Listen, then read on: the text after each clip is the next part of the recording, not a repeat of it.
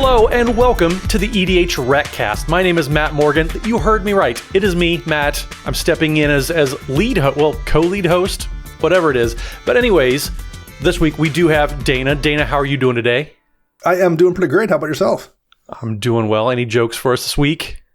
I've been thinking about doing lunges to try to get myself in shape. But it would be a big step forward.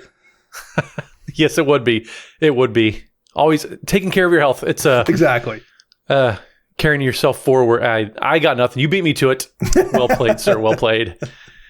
But anyways, so yes, it's just us two. It's Dana and I this week. Joey's taken a little week off, giving him some time away. And so since Joey's gone, we wanted to talk about ourselves this week. And so Dana, you and I have a pretty vastly different approach to something. And so we wanted to talk about it this week. So can you introduce to everybody what it is we're talking about this week? We are going to be talking about the differences in how we update our decks, particularly when a new set comes out, because you and I take very different approaches to this. Very, very, very different approaches. You're absolutely right. So yes, we'll talk about that. We got some quick shout outs to do before we get into the main topic though. So let's take care of those and we'll move forward. First, I want to shout out Chase, also known as Manicurves, for their help in editing the show. You can find them on Twitter at Manicurves. And you can support the show by liking and subscribing to this video on YouTube, by subscribing and leaving reviews on your local podcast apps, or by going to patreon.com/EDHRECast, where you have patron tiers of all sorts of levels. Whether you want to join the Discord community, you want to see all the episodes a day early, just a nice way to get a little something for yourself and more over at patreon.com/EDHRECast, including the special weekly shout out. So Brad Fowler, nobody has ever smelled. I can't think of a fouler joke. That joke was pretty foul. That is my fault. But Brad, thank you so much for the support. We definitely appreciate that as well. So Dana, main topic, updating our decks. So everybody does it and sets come out all the stinking time. So why you do this all the time and I do this not all the time. Maybe once in a time. Right. So it's really interesting with all these sets that are coming out. I just want to talk about you for a second because you pour so much energy into updating decks. What is it just when you go to update your decks and a new set comes out, what is that process even like for you? So first I'll describe the process, but there's an interesting note to make about it. But okay. The process for me, so, spoiler week or 2 weeks or whatever happens, and we get this deluge of new cards coming in. And so I have a spreadsheet with all my decks, and when a card is previewed that catches my eye, I'll make a notation next to the deck that, I want to add, Demolition Field into these 3 decks that are still running Tectonic Edge or something. Sure. Because that seems like that would be an update. So I will just make a note, Demolition Field, whatever. But I don't necessarily do that religiously or pay that close of attention. It's just if something obviously catches my eye, I add it. Then on Fridays, when we get that official full visual spoilers, whatever, from WotC, when like every card has been previewed, I specifically take like an hour and go over the full list of cards. There's a couple reasons for that. Number one, this is a thing we do, like whether it's this podcast or writing about stuff for EDHREC or, just wanting to be somebody in the field who knows what they're talking about. I want to know what every card that has been released does, or at least give myself a chance to know what they are. Okay. And to a degree, I think I'm sure everyone in the content creation game does some of that. I mean, like throughout content creation or throughout preview week, people are talking about cards. You and I, even though you don't necessarily add new cards to decks, like you're aware of what's being released too. So like there's a professional component to it. Yeah, Dana, whether you're Sheldon Menery, who is the king of the format essentially, or, you're the One More Mana Squad who, they're just a YouTube channel. They stream every now and then, but everybody in the content creator sphere, almost, I would say, they do some sort of tracking and keeping up with decks. And it's just for content even. I mean, you see all the absolutely the new SEO type of videos trying to hype up the new sets. Like everybody kind of has to do that if you're in the content creator sphere. So yeah, you're absolutely right. Even though, like you said, I don't update decks near as much, I still do follow preview season. But the next level of that I do is then on that Friday when I'm reading through all those cards, I will make a note of just like, okay, this card is good for this particular deck. So in that spreadsheet next to the appropriate deck, I will add in, I want to look at this card closely for the deck.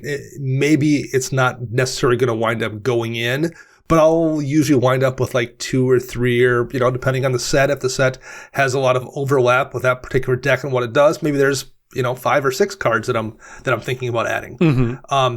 So I will add those to that spreadsheet next to the particular deck list. And then over the course of the next week or 2 weeks or whatever, I will make those changes. So I'll go through, okay, I'm looking at these 3 cards or these 4 cards for this particular deck. Mm-hmm. What I want to, do I really want them? I misread this card. So this card isn't as good as I thought it was. Or, this card is better than I thought it was. I definitely want to add that. So what can I swap out with? So that's my first thing I do is get that stuff down in that spreadsheet so that I can take the next step of finding swaps. So you mentioned that as we're going through preview season, do you start throwing cards onto, you said spreadsheets. Anybody who's listened to the podcast knows you have your big, expansive spreadsheets and history of all the cards in and out. Do you start adding new cards from a new set during preview season as kind of I'm just going to throw everything here and see if it sticks? Or do you wait until we have the whole set previewed, I guess? I start thinking about it pretty quickly, particularly if it's something that I'm definitely adding to the deck. Okay. So to use the most recent set, we got the new Glissa, the Trader variant is a Glissa Sunslayer. Well, I knew it was going to go in the deck at the very least and maybe replace Glissa the Trader atop the deck. So that was something, once it was previewed, it was immediately on the list. And then I began, in the back of my mind or while I'm, sitting doing something that's and thinking about Magic or whatever, I'm kind of mulling over what I want to do with that card. So right away, I'm immediately thinking about stuff for sure. So you have all the cards that you've kind of thrown into your spreadsheet. You have Glissa the Sunslayer. Do you go through every single deck looking for a card or an opportunity to add cards, or how do you kind of prioritize everything? Do you make sure you spend time on every single deck, or do you just kind of go through the set first? So I go through the set first because I know what my decks do. I don't have that many decks, or some people that are running, 50 decks or something. Maybe it's more difficult. I'm, at 12 to 15-ish at any given time. Mm-hmm. So I know, okay, I have a fling deck that cares about +1 counter stuff. Does this card interact with what the deck's doing? No, well, then I don't care, right? So it's easy to see what cards might interact with what deck to at least make that first cut. Mm-hmm. Very infrequently is there one that doesn't quite register mentally that would be good for that deck. Sure. I've just been doing this long enough that I can see what things visually are this will be good for this deck, that'll be good for that deck, and at least put it down on the things to consider list. And that whole process, going over those cards, number one, because I've seen most of them that week already, or as things have gotten spoiled, we've talked about it. I go through the list. It takes about an hour to go through the full spoiler list and put down the things that I want to put down. That's an hour-ish process on a Friday. So that's actually right there. That's a stark contrast compared to how I approach when I'm adding cards. So you said you look through the set preview and then kind of figure, okay, that would probably be good in this deck. That would be good in this deck. I kind of do it the inverse way, where I go to Scryfall, I set in the parameters for what that commander is, whether the color identity or whatever, and then I go through the set from there. So I'm taking it deck by deck instead of set by set. So that right off the bat kind of flips the axis on how we approach it. I'm looking to add stuff to a certain deck, whereas you're looking to add the cards into any given deck. Well, in one thing I will note about this process too, so this has its roots in when I first started playing Commander 10 years ago now, I guess, 2012, 2013. Sure. When we were getting 4 sets a year and we were just getting that bundle of 4 or 5 Commander decks. So with those long gaps in between sets, it was a big deal. Even a core set that was pretty basic and didn't have a lot of stuff in it. Yeah. That was exciting because we hadn't seen anything for 4 months before that. So this process has its origins in just me being hyped to see new cards and wanting to add into my decks. I'm still excited to see new cards that into decks, but it's changed to be almost a self-defense mechanism at this point. Because if I don't do it like this and do it every set, I'll just fall so far behind that I can't keep back up. Like I will never remember if I wait 6 months to do this and 4 sets have came out, I'm not going to remember this card that got released 2 sets ago or this one, whatever it is, this one particular interaction that I want to test out in this deck. I'm just not going to remember it. Yeah. So it's very much become a thing that I feel like if I don't do it, it's like doing the dishes. Like you can do your dishes every night, or if you don't, have it come into like a hoarder house. And I'm like, I don't want to get to that situation where like I do my dishes once every 3 weeks or something. I just got to stay on top of it. I live by myself, so I can get away with doing my dishes like every other day. So it's like, okay, there's 2 cereal bowls today. Guess I got to do both of them. Right. But you're correct, though. There is absolutely something to be said for making the habit of that and just keeping up with that. That applies not just to updating your decks, but just anything in life. If you make it a habit, it's easier to keep doing. And so I like the point that you've kind of set here where you make it a habit. I sit down, I do this, and I do it every single set just to make sure that muscle memory almost is kind of a thing that's absolutely something that a lot of people just they can't keep up with, and that's awesome that you are able to. Well, and to give a real world example of this, so there's a list I have of a Marwyn the Nurturer Elf Ball deck. Mm-hmm. So Marwyn is a commander that taps for mana based on what her strength is, and she cares about elves.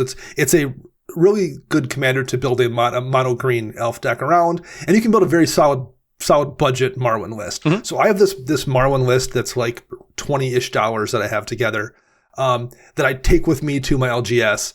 And it's if someone is in the shop who just is like starting to learn Commander or wants to play a game with us, I either have this deck that I can play that's lower powered against somebody, or I can loan it to somebody who's wanting to try out Commander. And it's relatively straightforward. You're just playing elves. Your commander does a really straightforward thing. And because it's a cheap deck, if the person was cool to play with, I could just tell them to keep it. Like, oh, keep that. Yeah, just keep it. So Sure. So that's the purpose of this deck. And so that's not one that I update, except for like maybe once a year. I'll be like, well, I should just check and see if there's any cool elf for the Marwyn list that came out. And I just did that about 2 weeks ago, which required me going back through and like having to do filter searches for anything in mono green that was an elf. And that wasn't too terrible because there was not that many. I mean, there was, 12 or 15 released, but like, sure, that wasn't that difficult. But then I'm like, okay, what other mono green toys came out that would be cheap that the deck would want? And I'm like going off memory because there's no way to really search cool mono green toys in Scryfall. I have no way to do that. So I'm having to look for, okay, what specific things from the deck? Well, there's a lot of, cheap instant speed spells that like give your commander a power bump and maybe untap it or something like that's super useful when your commander has a tap make mana ability. Well, have there been any of those released in the last year? So like it turns into a much more difficult, a much more time-consuming process to try to update that deck if I wait a year to do it versus like any elves this month, anything that like when I have it in mind, when I'm specifically reading the list of new cards for things that go in that deck, it's just a much smaller time commitment than it is to try to do it once a year. Yeah, absolutely. Well, and you're super correct too on it's hard to remember.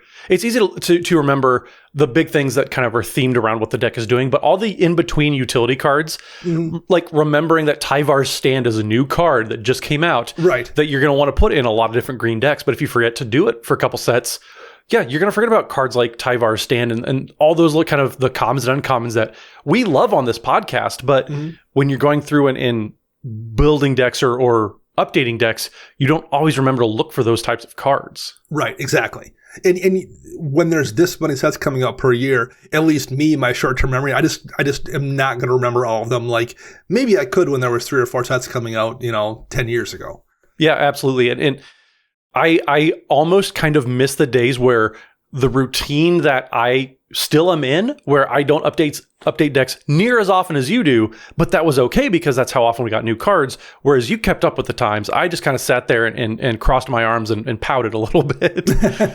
I guess, and the thing is, it's only a big deal if it bothers you if your deck isn't updated. Like I could also, like, yes, it would be a lot of work to go back and through and do all of them, or I could just not care, right? There are plenty of people that like, I built this deck. If I see a really obvious upgrade, I'll add it, but I'm not going to pour over the minutia of the list, week in and week out. I can't not do that. Just the way I brew and play, I have to always find some screws to be tightening here or there. So that would bother me more than not updating my deck. Would bother me more than the time it takes to do it the way I do it. So fair. I have just accepted that this is a thing I do whenever a new set comes out.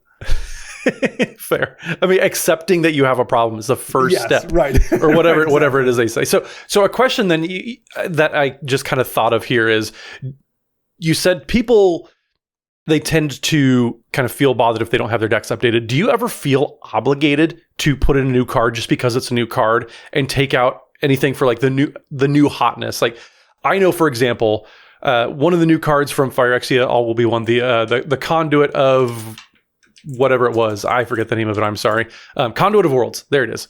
I took it out I put it in to my Angry Omnath list. And I took out Raminap Excavator, which is one of my favorite cards that I've had for a long time. And you and I were talking about it on Twitter. And Olivia Gobert-Hicks, one of the rules committee members, said, or hear me out, just play what you want to play. I was like, well, I get that. And I love Raminap Excavator. And I agree with you in spirit, but I also want to try out the new cards every now and then. Do you ever have that situation where you feel obligated to try the new cards for the sake of trying new cards? So I do have enough decks that there's just always changes. Mm-hmm. It's not like if I maybe was someone who had 3 decks or something, maybe I would not have enough call to add decks to cards to decks. Maybe I would have to force a little bit more.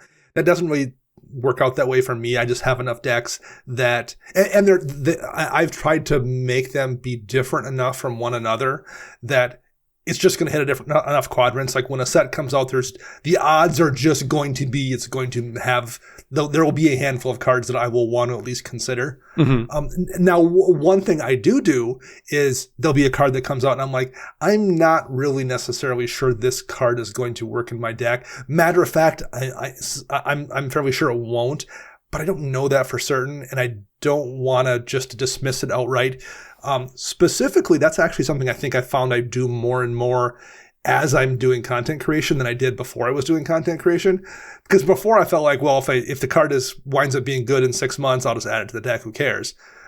Whereas I'm trying to make sure I'm doing my due diligence kind of in testing out cards and not just going with my default assumption. So I think as I've done this podcast, one of the things I make it a point to do is try out stuff. Sure. Even if I'm not that sold on it, just because I want to say I've given it a try before I've come to a conclusion. Yeah, no, I totally get that. I'm at the point where I want to try new cards, but also I'm so attached to all the cards in the deck. They say oh, keep the pet cards you want. I'm like, well, everything's a pet card at this point for all my decks. Yeah. And so if I want to try anything new, literally, I have to cut a pet card. And that's the conundrum I find myself in. So I was wondering if you also ever felt the same way. So I'm glad that you just kind of mentally, nope, I have to do it. I have to try out these new cards. So it's good to hear that you at least are actively working against that, because I get myself stuck so often. Yeah, I mean, and it definitely is tricky for a lot of reasons. When there's this many sets coming out every year, I think your decks just accidentally get stronger by making swaps. Like when you've got that many more choices of brand new things to add your deck, and no one for the most part is adding bad cards to their decks. They're adding cards that are probably not very better often, than the no. ones. Yeah, they're upgrading most of the time. So those incremental upgrades definitely probably add power to a deck. They also make things tighter. So it becomes, I think, more and more difficult to make those cuts every time. Mm-hmm. And then in my case, I usually have 1 or 2 pet cards in most of my decks that are suboptimal, but I like, and I have just decided that this card is just always going to be in the deck. I have a mono white Super Friends deck, and a Lapse of Certainty is a counterspell in that deck. Power-wise, it probably isn't necessarily that amazing, but I'm just always going to run in that deck because it's always fun. It always tells a good story. Yeah. So that's just always going to have a slot in that deck, regardless of power level. So there's a couple of those cards in every one of my decks. So between those kind of things and the fact that I just tinker a lot and have tuned my decks and there's so many cards coming out, it definitely gets more and more difficult with every set to find slots for this stuff for sure. Yeah, it's getting tight. And often too, you said everybody's always perpetually upgrading decks, you're very rarely downgrading. I think it's also because, too, the point that we love to make here on the show is WotC keeps giving, no matter what the strategy is, no matter what the color combinations you're in, you're getting new things for whatever strategy you're building towards. Yeah. That's the super cool thing. And so you always are getting opportunities to kind of tweak and improve your decks, even if it's not something very, very directly and specifically. Yeah, like once upon a time, you could run every sort of punch and face because there was only 5 of them in your equipment deck, and you could find room for them. Yeah, maybe not now. Like maybe you have to make the determination of which ones aren't as good as good in your particular list as you would like. Mm-hmm. So you cut them, even though like you think it's super cool to have those swords in your deck and have as many in there as possible. Those things have definitely become trickier and trickier, and you just have to make harder and harder cuts because there's just so many good options. Yeah, absolutely. That's probably the most discouraging part for me is there are so many good options. So let me just stick with what works. Yeah. I think I kind of I get stuck in, I enjoy how they work, how my decks are playing, and I don't really feel super motivated or obligated, I guess is the better word, to change decks and to kind of, I'm not going to fix what isn't broken. Why don't I just find something else that I could maybe break so that then I can fix that later too? Another thing I guess I've kind of noticed that I think is a positive regarding this, and this kind of branches off from the show we did a few weeks back where we talked about moving to more themed based decks versus a good stuff kind of deck. Mm-hmm. I do recall, 8-ish years ago or so when you would get some new bomb mythic creature in a set, and oftentimes I felt like, oh, I want that in all of my decks because it's just so powerful. Like this super good blue creature I want in every blue deck. Yeah, yeah.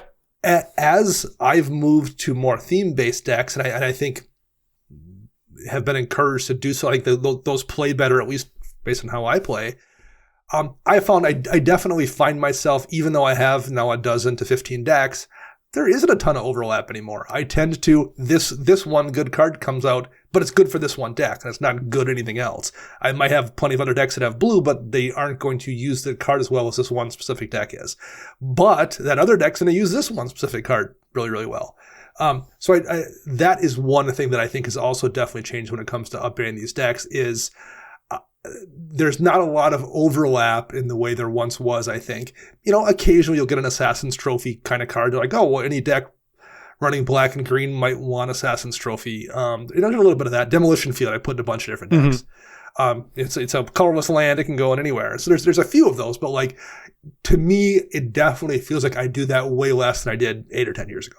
Yeah, thankfully, we don't get a whole lot of cards that are like Demolition Field, or we only get Arcane Signet every 10 years, right? Where it's something that you just feel obligated. It's so powerful, it's so good that you have to find room for it. I was kind of the same way about Terra Sunder, actually, from the new, or not new, I guess, anymore, Dominaria United set. Right. That card, any black-green X deck can play that, and it's just such a powerful and flexible effect. Like it, at worst, it's a naturalize, but then it kind of plays a lateral move to utter end in those types of cards. So it's just a great flexible card. And I found myself any deck that could play it, I was trying to find a space for it, and that's where I get it. I'm glad that we don't get cards like that very often that are just so universally good. We need to find. It's not just you're finding a slot in a deck. It's I'm finding a slot in 10 decks to make room for this one new universally powerful card. Right. Like Demolition. I did the same with Demolition Field too. So at this point, Dana, we would be trying to steal the segue from Joey to move to Challenger Stats. But Joey's not here. Right. So, would you like to segue into it? You're welcome to it if you'd like. So I got to steal the segue last week. Would you like to segue in? And I want to make sure that we're taking turns in doing this. Absolutely, sure. Everybody should get a chance to segue into Challenger Stats. If you're okay with me taking it, I would absolutely, good sir. Lead that segue. Please, I tip my cap to you. I appreciate that. Thank you. Please proceed with segueing. EDHREC is a stat-based website with millions of statistics at your fingertips. And we're going to challenge them right now. Well played, good sir. So the first challenge we have this week is from a listener at commonspence_16. Says, Dana, I would like to submit a challenge to stats for Infectious Bite in Ivy Gleeful Spell Thief decks. It's showing up in 8% of Ivy decks so far, and it doesn't work with Ivy's copy trigger because it targets 2 creatures, and Ivy's trigger only allows you to copy things that target a single creature. And yeah, Infectious Bite is 1 green for an instant. Target creature you control deals damage equal to its power to target creature you don't control. Each opponent gets a poison counter. So yes, it's only targeting one of your opponent's creatures, but there's still the clause in it where it has to target one of your own creatures. So it doesn't say 2 targets or anything. It's kind of split up across the card, but it does require 2 targets, and I verified that with the judge just to be certain. So yes, this is a card in 8% of Ivy decks is a pretty significant amount for a card that just doesn't work the way we're assuming the people casting it are hoping it works. So that's a very good challenge, Common Spence. Thanks a lot for bringing it to our attention. Yeah, we love those challenges where we're finding out non-bows and keying in on those. That's absolutely great. And my challenge this week actually is along the same lines. It isn't overplayed, and I'm not saying it's overplayed in every single deck, because depending on the way that you build your deck, it could actually be a very, very powerful card. So the card I'm challenging is Marionette Master, which is 4 black for a human artificer deck with Fabricate 3, which reads you can have it enter the battlefield with 3+1/+1 counters, or you create 3 servo artifact creature tokens. And then whenever an artifact you control is put into a graveyard from the battlefield, target opponent loses life equal to Marionette Master's power. So the deck that I'm seeing it, that I'm not really sold on it, is going to be Ashnod the Uncaring, which is the Grixis commander that came in the Brothers War precons, that has Death Touch and the ability of whenever you activate an ability of an artifact or creature that isn't a mana ability, if 1 or more permanents were sacrificed to activate it, you may copy that ability and you may choose new targets for the copy. So I'm not super sold on Marionette Master in Ashnod the Uncaring decks. Now, yes, you are able to get quite a few Marionette Master triggers from it, but if you're hoping to sacrifice a whole bunch of treasures, Grixis is very, very good at making treasure tokens. If you're hoping to copy all of those with Ashnod's ability, that actually doesn't work. You don't get to copy the Marionette Master's ability because you have to activate the ability in order for it to be copied. And Marionette Master's ability, it's a triggered ability, not a activated ability. So yes, if you're using Goblin Engineer to sacrifice artifacts, you can do all that, and you're getting to copy those. But the cost has already been paid, so you're not getting another Marionette Master trigger from whatever ability you are triggering with Ashnod's ability there. So there's a lot going on, and I know I'm saying triggered abilities and a lot of just keywords that are going on right here. But the point is, I don't think that Marionette Master is really going to fit into the typical Ashnod deck. Now, if you're focusing it very heavily on having a lot of activated abilities and you're not expecting Marionette Master to kind of crank through the damage like it can do with treasure-heavy decks, for example, then yes, Marionette Master is going to be fine. But I think that in a world where we're talking on this whole episode about cards that are just kind of fine, you can kind of do a little bit better than Marionette Master in most Ashnod the Uncaring decks. I'm not saying it should be in 0% of Ashnod decks, but 55% seems very, very high. That's what would be kind of staple territory for that certain commander. And I just don't think Marionette Master is that for every single Ashnod deck. So if you're playing Marionette Master, maybe give it a second look in Ashnod decks, because I just don't think it quite fits. Yeah, I definitely think it's one of those cards where people are running it thinking it works in a way it doesn't quite work, for sure. Yep, and it could be spillover from having Mishra at the head of the deck too, so people are kind of looking. So who knows? Lots of factors there. But with that, since you brought us in, I'll take us out of Challenge of Stats. Excellent. Quite polite of us to share these duties here. We're going to talk about how I update decks, I guess, since you got your turn, Dana. So I guess what are the questions that I need to answer here? Because so we established that we kind of both start off doing the thing everyone does. We're like, hey, this new cool creature was spoiled. Everyone's talking about it and getting excited, and sure, it's going to get banned immediately because it's breaking the format, which tends to happen once every set. So you're aware of the things that get released, but that's where we kind of branch off. Once that Friday spoiler list comes out, I'm digging into that and making notes already, and where do you go from there? Like, so are you just, okay, I'm done until the next set? Or what happens from that point onward for you? So for me, in order to get a card as soon as it's coming out, it has to be an absolute just banger of a card for a certain deck. I'm not jumping to grab the $40 cards. Phyrexia All Will Be One just came out, and yeah, Elish Norn Mother of Machines is absolutely a bomb card that I think would fit in a couple of my decks. Mondrak Glory Dominus, same thing. But I'm also not jumping out to get them. It'd have to be something super, super special for a specific deck for me to kind of get them, especially pre-order them. I almost never have done that in the past, I would say like 10 years. But what I do, if something is going to be very, very good, I will kind of keep an eye on everything. If you look at my Moxfield profile where I have all of my decks, I have the considering list is kind of where I keep a track of cards that I'm like, okay, that looks cool during preview season. I'm going to store the idea there, and I'll kind of circle back to it and revisit it. So I'll kind of do that for big cards that jump out at me during preview season, but I'm not actively like tracking, okay, this card has to go in every single one of these, and I forget to do that fairly often.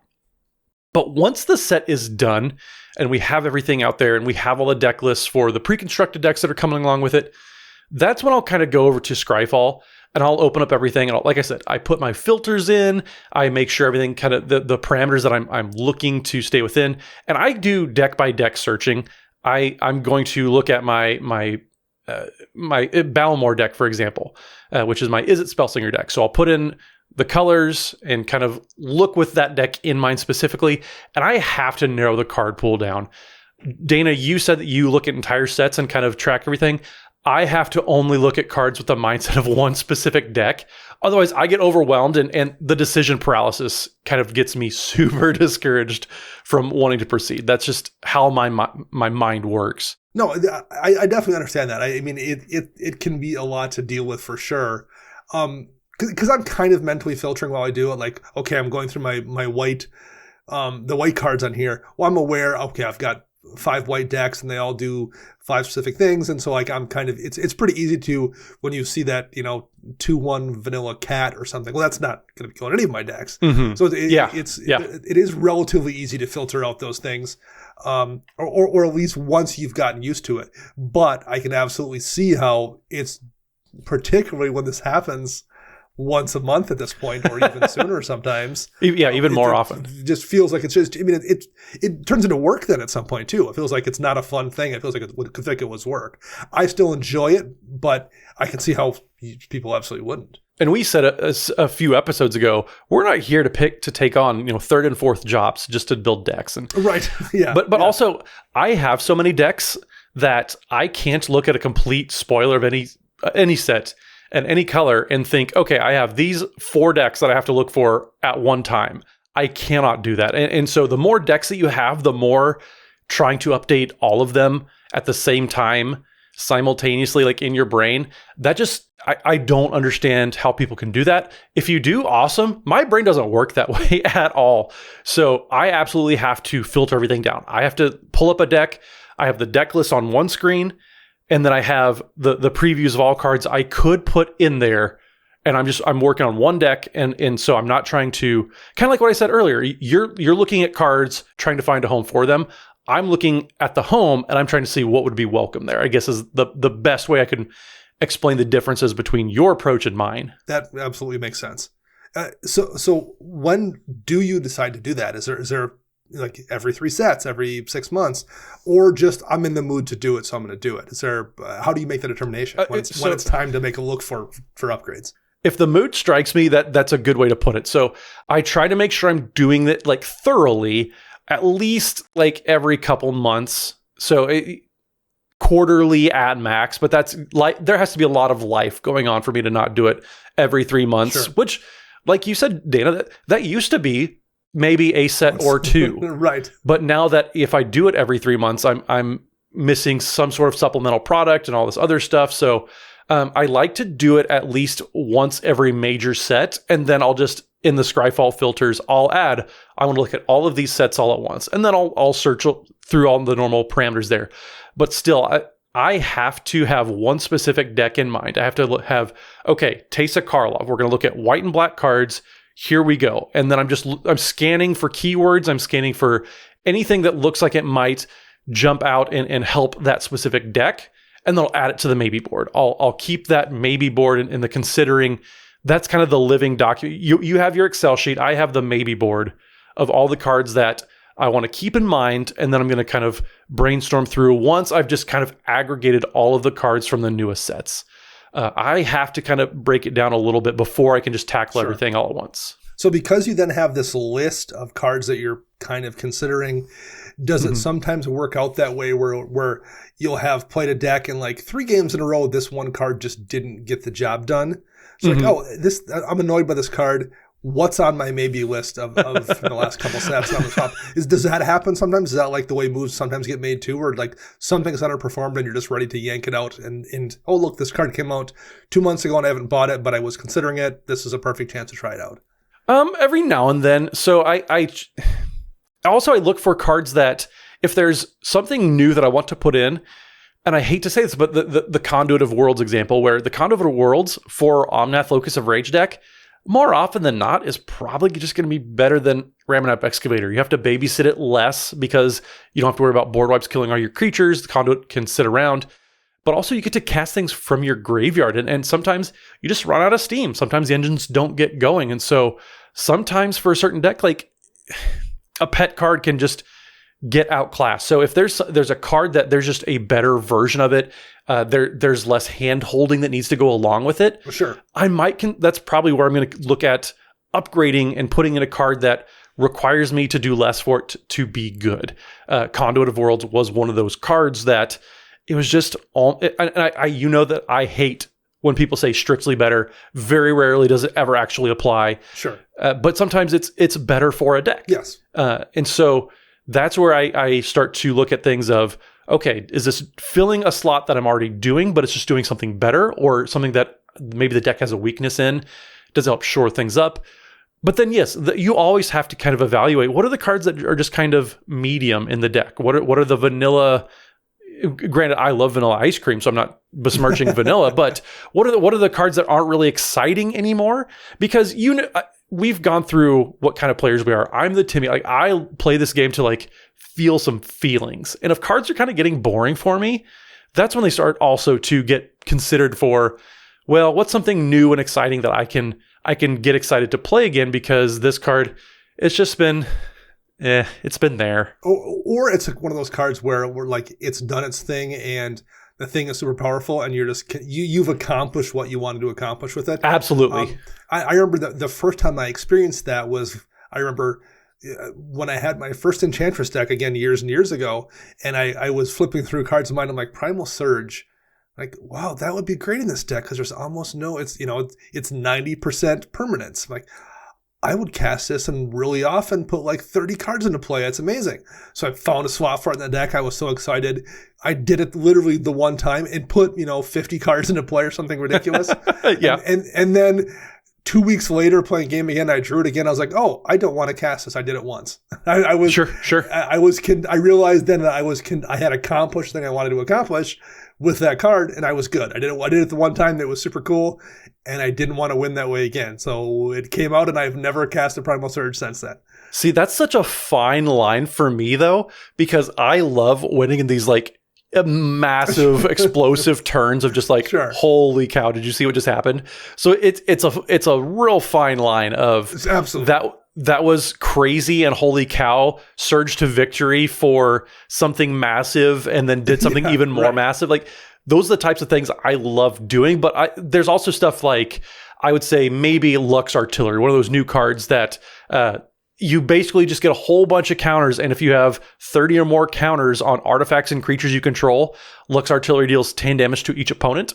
So I'm sure that people try to just, okay, can I kill everybody the turn I play Lux Artillery? Maybe something like that. Right. Like, okay, cool. Achievement unlocked. Got it. Absolutely. Yeah. So sometimes there are things that I want to do at least once, but I don't like building a deck and to do something once. I want to do something that I can have that experience and see what other kinds of things can I do with it. Yes, like the Lux Artillery piece is part of it, but that's not the only thing I want to do. So I really love the variance of Commander anyways. I love having a different experience, and okay, I didn't get my power card. How can I find a way to win in this situation? And so finding other ways to do that, that's where I struggle. And that's probably why, actually, too, I have so many pet cards, because if something makes me feel good, I want to do it again.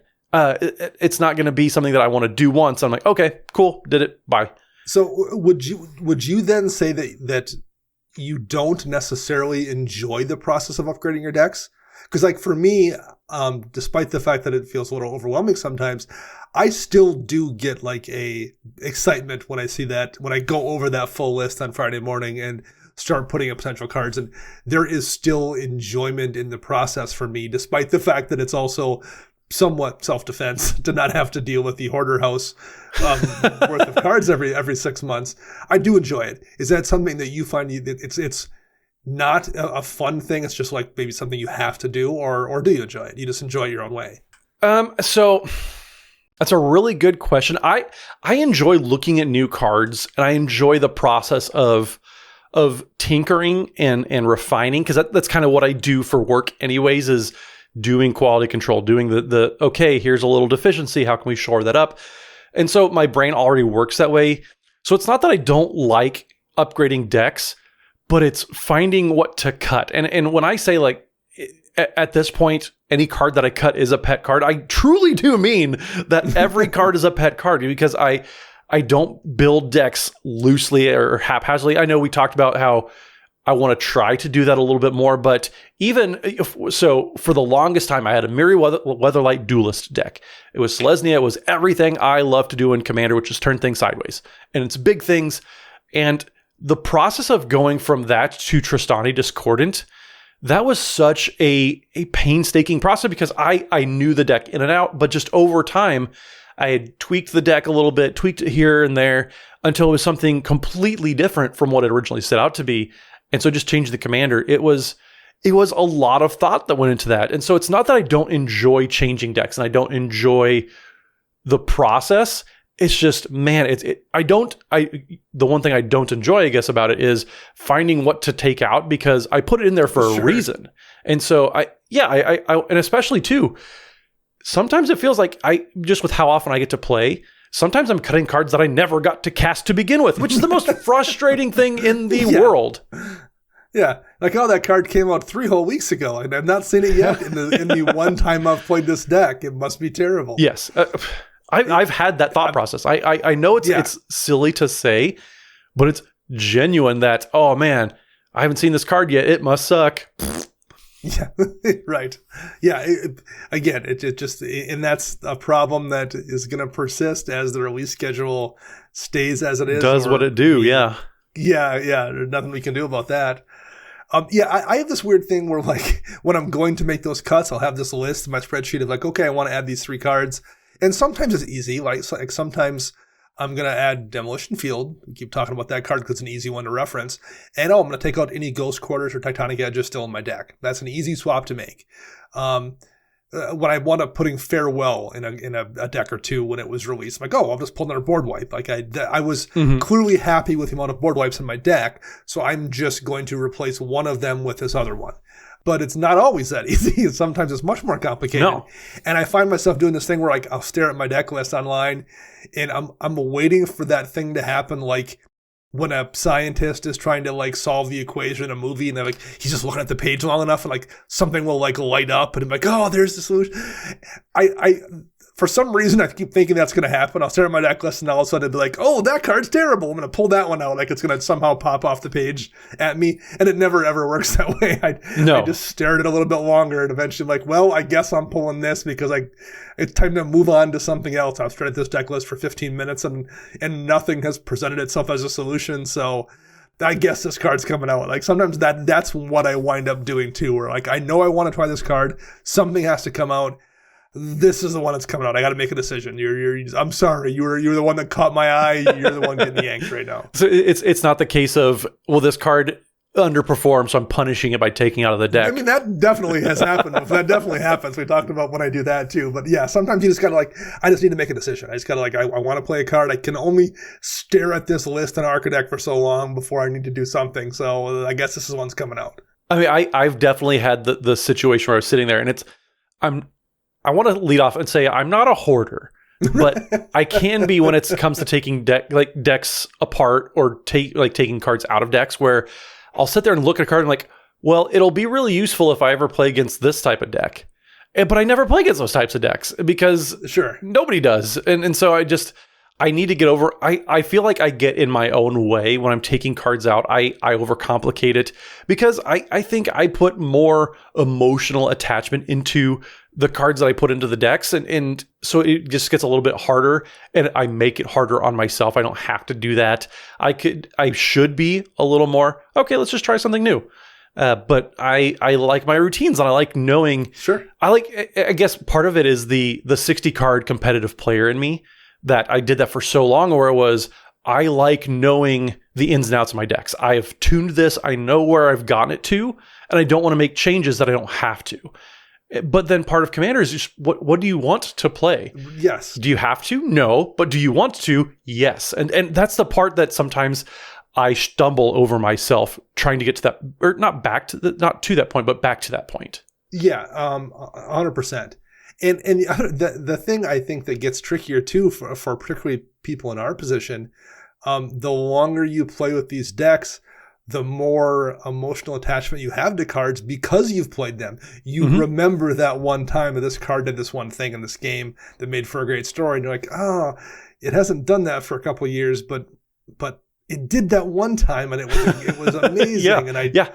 Man, I don't want to pull that. And you repeat that process for the other 99 cards in your deck, and you're like, oh, they're all my beautiful, amazing children. How can I possibly pick one over the other? But that's really how on it. If we wanted a very, very specific example, that's why Rishkar's expertise is in literally any deck for me anymore. Because I still remember the first time I cast it. I was sitting at the shop with my best friend and his brother and another friend of ours. And I cast it. I drew 7 cards, and I cast something for free. And I was giggling to myself, just happy. This card is everything that I want to do in Magic. It's just dump big dumb things into play, and I love the way that it made me feel. And I still remember that very specific moment. And I'm just chasing that high. That's all I'm doing anymore. Exactly. And the more you play, the more you have of those things to chase and try to get back to, and it becomes trickier and trickier for sure. Yeah. Yeah. And so that's probably one thing that I need to get better about is, okay, I know you love this card, Matt, but it's not great in this elf deck where everything's a 1/1. You just need to stop. Just get out of your own way. Right. And do the right thing just once, maybe, please. So yeah, that's my biggest struggle. It's not that I don't, I guess to answer your question from a minute ago, it's not that I don't like putting new cards in decks. It's not that I don't like looking through new cards, but my biggest struggle is just finding the space for the new stuff. And if there was ever a time that they said, okay, your deck doesn't have to be exactly 100 cards anymore, it has to be at least 100 cards, I would just start throwing all sorts of crap into... Oh, that would end so badly for me. It would, yeah. Oh, and so that's where I'm at, and with pulling decks, or with pulling cards out, I should say. So, yeah. Well, my last kind of final thought here on this. Sometimes when we do shows a little bit like this, where we compare, this person does this thing this way, and this person does this thing this way, and it's a way to get ideas and see, oh, maybe that is interesting, and I can take a look at doing that. I'm going to guess, however, and I guess you can answer this in a moment, that's not what's going to happen here. I think this is a situation where the way I do it works really well for me, and the way you do it wouldn't work as well for me, and I'm happy with my method, and the same is probably true with you. Is that correct? Oh, absolutely. Yeah. There's a reason that we've gotten into the habits that we have, and there's no right or wrong. This is Magic. It's a game, but also this is Commander, where you get to do literally whatever you want. And so you can't say, well, this works for me, that's the right way. That just doesn't apply. And so whether it's how you play the game, what formats you're playing, how you update your decks. There's room for literally everything in between. And I guess the reason that you and I kind of said, hey, here's something that we're vastly different at, that you want to talk about it. I think that's kind of why we chose this topic, because you are on one far extreme of the spectrum. You're very disciplined about how you update your decks, whereas I'm just, I'll do it when I do it. It's like the dishes. It'll be there waiting for me. Exactly. Yeah. So, I mean, we've found our own ways to do this that works very well for us. And I think that's kind of the important lesson to take away here is just find what works really well for you, because with this many sets out, you've just got to find your own path, and what works for me and what works for Matt might not work for anybody else out there. You might have your own specific way you do this. So yeah, I do think it is kind of fascinating how different this particular aspect of deck maintenance, I guess it is for people. But yeah, I think as long as you are enjoying what you're doing, I think that's all that really matters at the end of the day. Yeah, and we just hope that, some of the ways that we handle our upgrading or updating, however you want to put it, it's just helpful and give some people some tips and tools to update their own decks, however often they want to do it. And there's space for everything in between. I know some people that they do it every other month, but some people, they're updating decks maybe even more so than Dana, because, okay, did I miss any cards? That's always a thing too that we tiptoed around a little bit, is sometimes you just miss cards and you see somebody playing a card. You're like, how old is that card? And they're like, oh, this came out 2 weeks ago. Why? Right. We're just talking about like new sets and adding new cards. Like, we're not talking about like, oh, I was at my shop and this person played this thing and like, oh, I forgot that card. It will be perfect for this deck that I built after it came out, or that I just, it was expensive at release and I was going to wait and get it when it was cheaper and forgot about it then, or whatever. Like, that thing happens regularly too. Like, I'm not just making changes every time a set comes out. I'm making changes not to every deck every week, but like every week there's at least some change being made to some deck because I thought of a new card or saw an interaction or didn't like another card or whatever. So yeah, that's a whole different thing. So I guess the one last question before we go, to kind of wrap everything up. If there was somebody who wanted to emulate your style, Dana, of I want to make sure every single set that comes out, I'm reviewing everything. What is the biggest piece of advice from your methods that you want to pass on to everybody here? Take notes. Okay. Because there's just too much information coming out for you to keep track of all of it. And you're just going to forget this one card that caught your eye. They're like, oh, this will be perfect for this deck. You're going to forget about it. So if a card does in whatever way capture your attention that you think you might briefly want it for this deck, have some kind of way to write that down on your phone, in a notebook, whatever method works best for you, in something that you can just review every month, whatever it winds up being. Because if you're counting on your short-term memory to retain all of those cards that come floating across your vision, it's not going to work. I used to try to do that, and even when we were getting a couple sets a year, that just didn't work with a couple decks. Now that there's this many sets coming out and I have this many decks, and that's just not something that I can keep in my brain. I just need to have something written down somewhere, and doing that has made it way easier for me to kind of go back and look at the thing. Oh yeah, that card I wrote down 2 weeks ago, I forgot. Because you do that. Like, I'll check the list. Like, I forgot about that card I wrote down. Oh, there's a reason I have a row in a box of mine, and it's all cards that I knew I was going to forget about, but I wanted to make sure that I didn't. So I just bought a copy. I have cards like Staff of the Storyteller. It's an interesting card. I don't have a deck for it now, but I want to have a deck for it later. Yeah. And so I have a copy just in case I ever need it, and I have everything sorted and organized, ready to go. I know I'm going to forget about it because there's so many cool cards that are coming out all the time. So I just make sure, okay, next order, I'm going to throw one of these on there just to make sure I have it. It's a quarter. Yeah. I'm not out a whole lot. Let's just do that. Yeah, actually, that's a great example because I did the same thing. I don't have a deck for Staff of the Storyteller, but it was cheap, so I grabbed 2 of them, I think, that are sitting in a potential use bin back there, and it's in the things to be considered pile for white deck because it's a solid card that I don't have a home for, but I liked it a lot and thought someday I'm going to want to use that for something. Yeah, I probably have probably 4 or 5 cards a set that I see and I really like them and I want to play them, but I don't have a place for them yet. And so I'm going to stash this away. I'm going to make sure I remember it when I start building a deck that it could go into. Yeah.